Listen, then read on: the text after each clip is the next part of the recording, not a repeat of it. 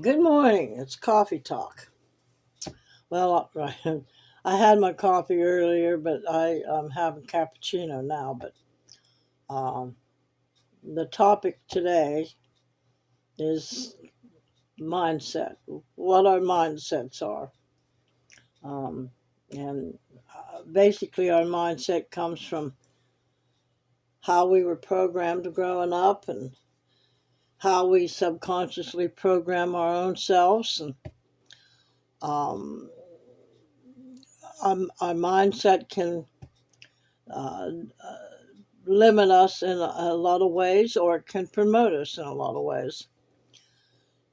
Now, a lot of people would like to know how um, they could live in a world where everything is so hard and people are barely scraping by. And um,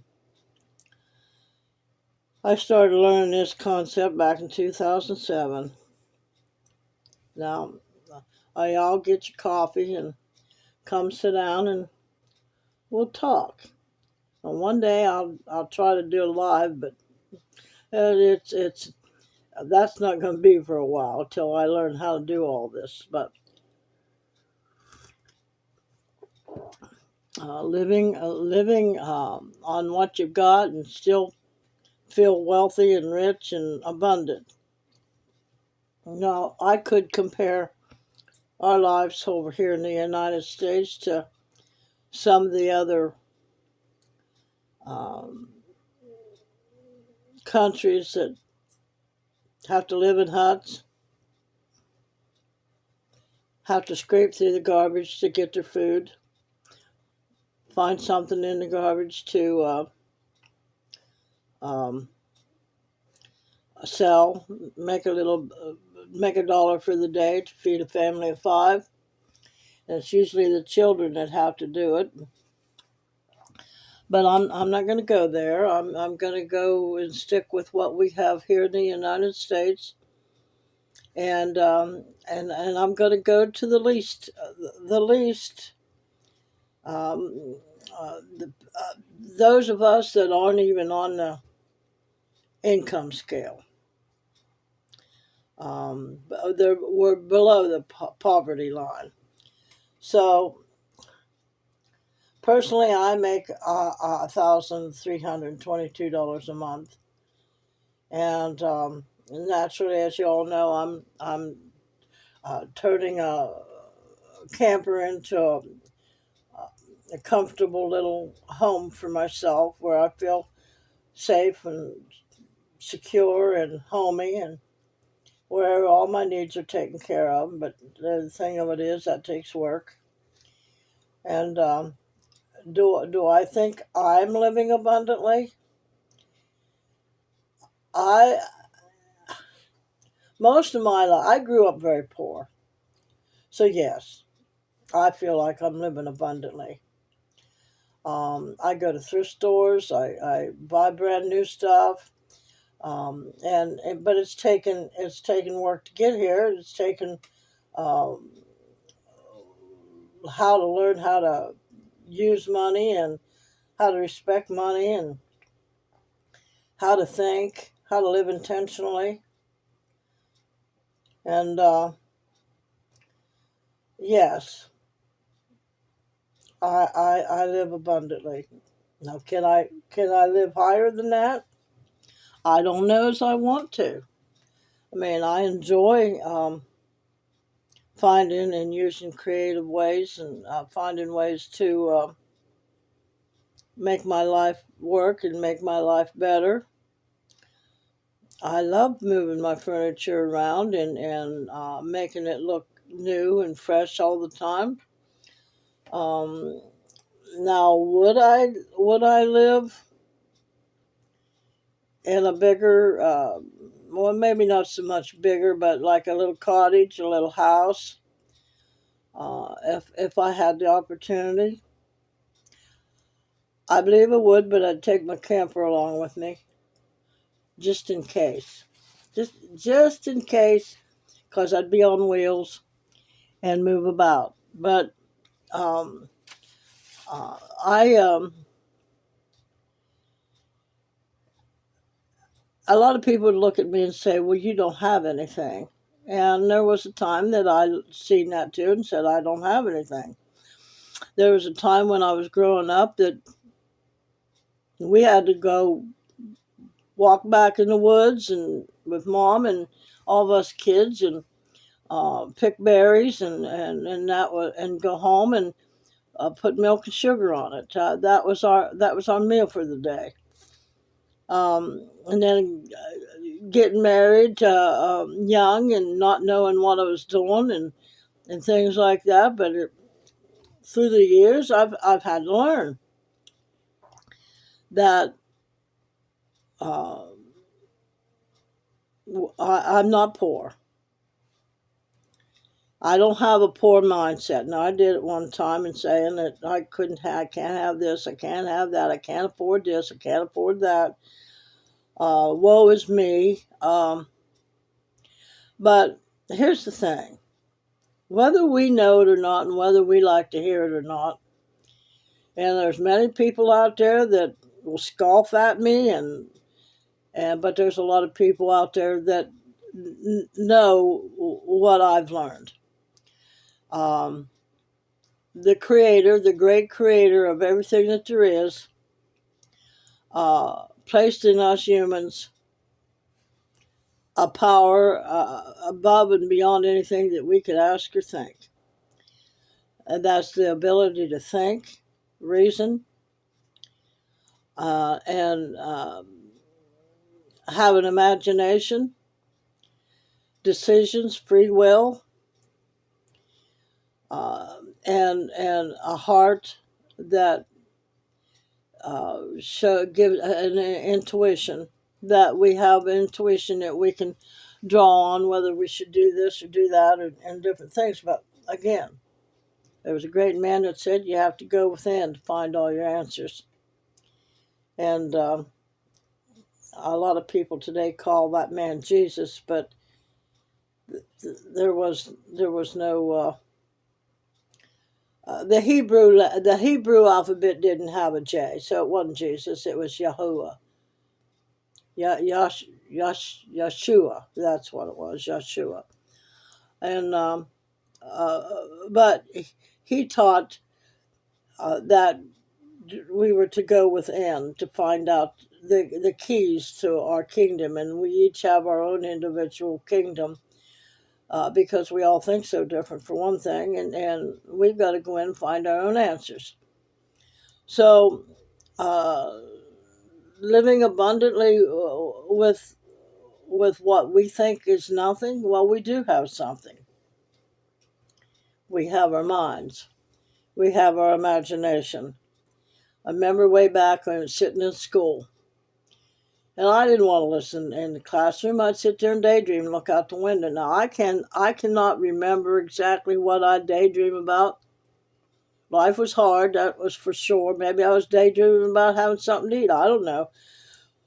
But daydreaming really is just your imagination at work and imagining what you would like to experience in your life, and then acting on that.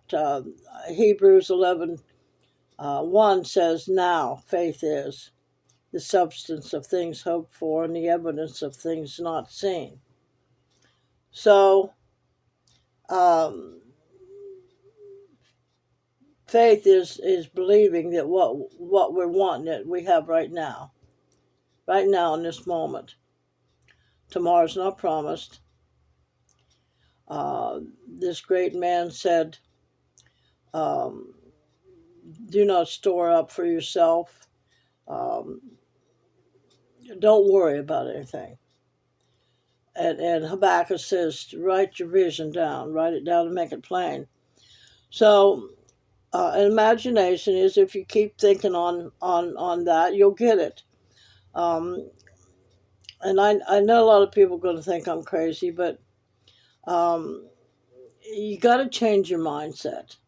If we were programmed from the time we were born that our family is poor, we are poor, we have nothing, we will never have nothing. And we grow up with that mindset instead of having an open mind and realizing that the power is within us, in our mind. And then, of course, and then we got to put that into action, because faith without works, which is action, is dead. So you got to use what you've got. We do have something.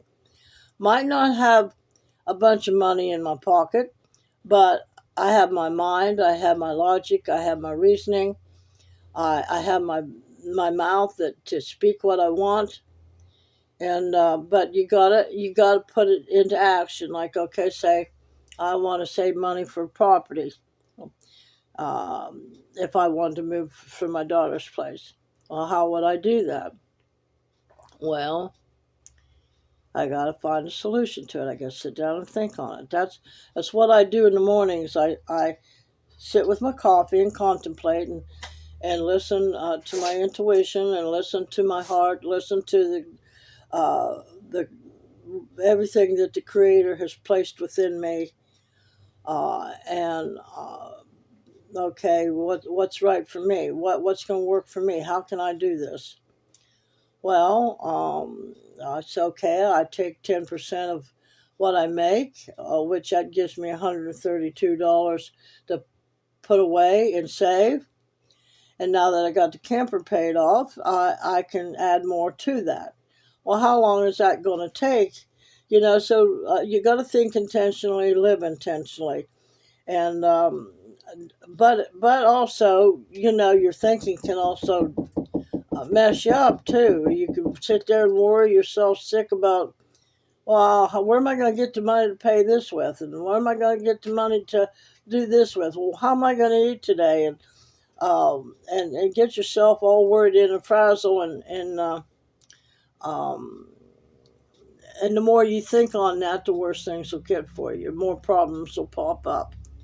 And that's the power that reaches out to the laws of the universe. There's 12 laws that that rule this universe and our lives on this earth. And if we're not following, if we're not thinking good, we're going to get not such good things. If we're thinking good, we're going to get good things. If we're speaking, of course, we're going out of the heart, out of the mouth. How do I want to say this? Out of the abundance of the heart, the mouth speaks. So whatever your heart believes, you're going to speak it, and that's what you're going to get.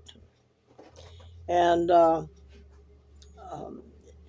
and if you look at your lives every day and see what you're thinking about and what you're talking about, and see if your life don't line up with that. And but we got to unprogram our minds from the time we were little, because I I, I don't understand. I do understand that our parents only talked and lived what they were taught and how they lived. So, but we've got to break out of that box.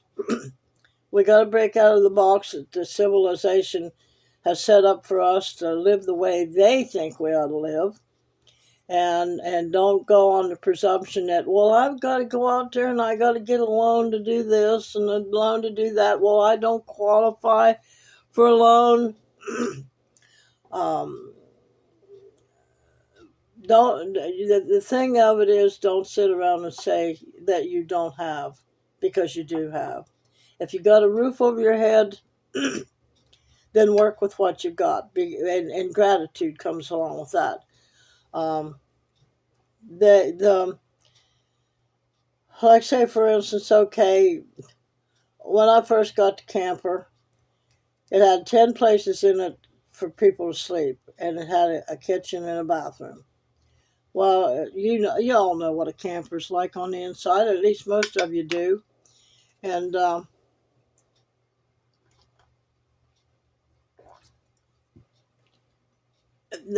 that's not very homey. So you at least you got a roof over your head. You only look at it that way. I got a little bit of an income. I have my mind. I have my imagination, and I have my intuition, and I have the time to sit down and think and contemplate and um, know what I can come up with. Now, nowadays we have more resources than we did 40 years ago that to add to our thinking process, our imagination, and everything. So we can do a lot of research to find out what's out there to help us live an abundant life. So I I do a lot of thrift store shopping and to help my life feel abundant and be abundant for me, because what's abundant for me is not necessarily abundant for the next person, the neighbor, or any of my family members. So, um, like this little corner that I'm at now, my table here. Now the table I bought brand new. It was $199. Now I have to be straight with you. I did the table on a credit card, but it's now paid for. So, and I picked up this angel that I've got sitting in a corner, and she's playing a violin, which I love music, and I do believe you all know that. There it is. It lights up, and I paid $3 for that. And I have a candle here. Now I got it in a thrift store. I can't remember, $2 something like that. It's a Yankee candle.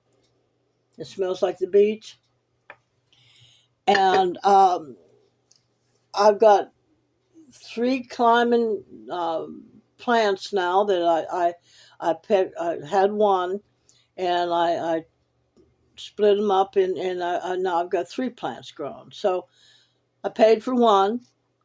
Now I got three.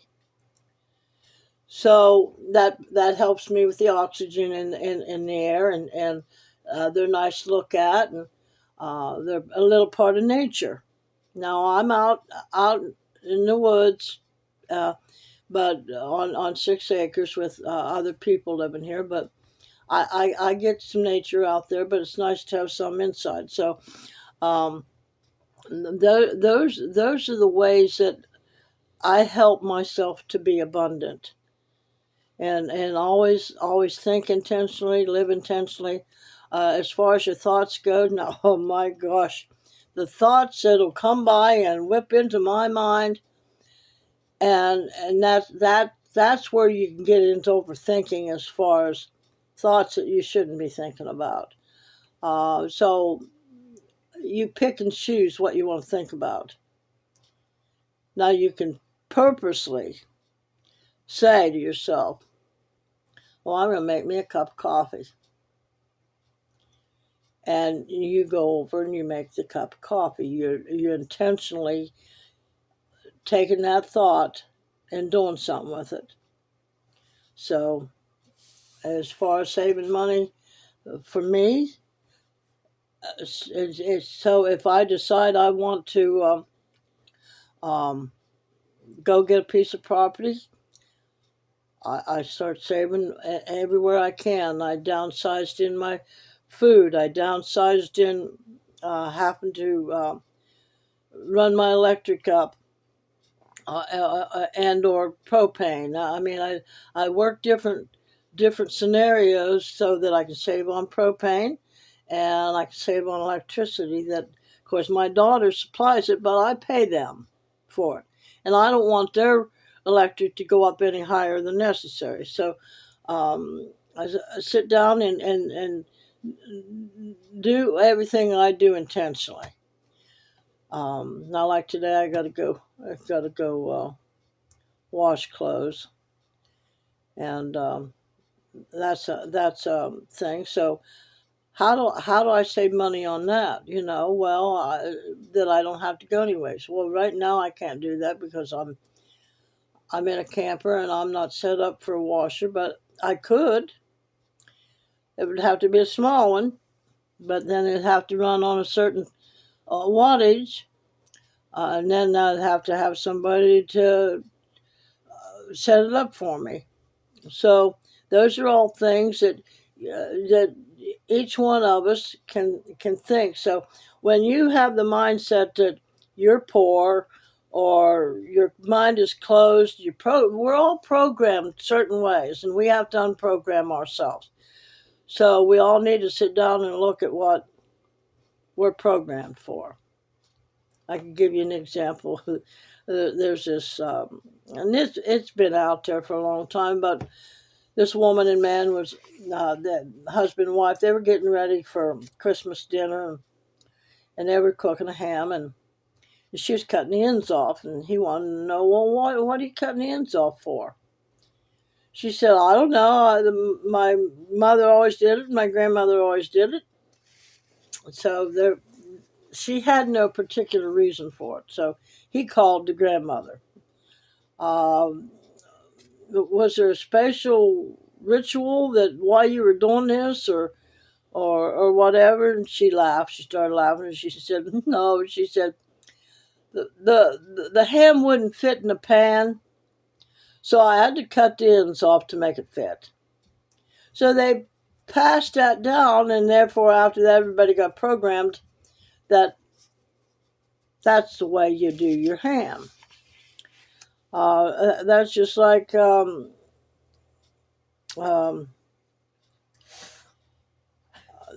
because that's all. And you're programmed. Well, that's just the way we do it. Nobody's open to jump out of the box and find a different way of doing it.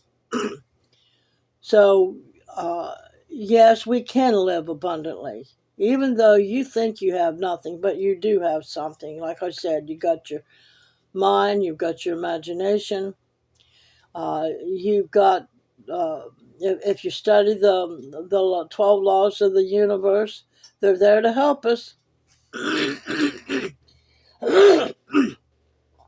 How we react to everything, and changing our mindset. So, yes, I live abundantly, and I'm sure many of you out there do too, because according to how abundance means to you. So we'll talk to you later, and I'll leave you with this. Wayne Dyer says, changing your way of thinking can change your life. And Henry Ford said, if you believe you can, or if you believe you can't, or if you think you can, or if you think you can't, you're right. Either way, you're right. So the mindset is, I believe I can do anything. That's the mindset you've got to get. I believe. And you got to believe it, because out of the abundance of the heart, the mouth speaks. Well, it's nice having coffee with you. I've got cappuccino, so till the next time, y'all have a great week, great month, great year, and we'll talk to you later. So long.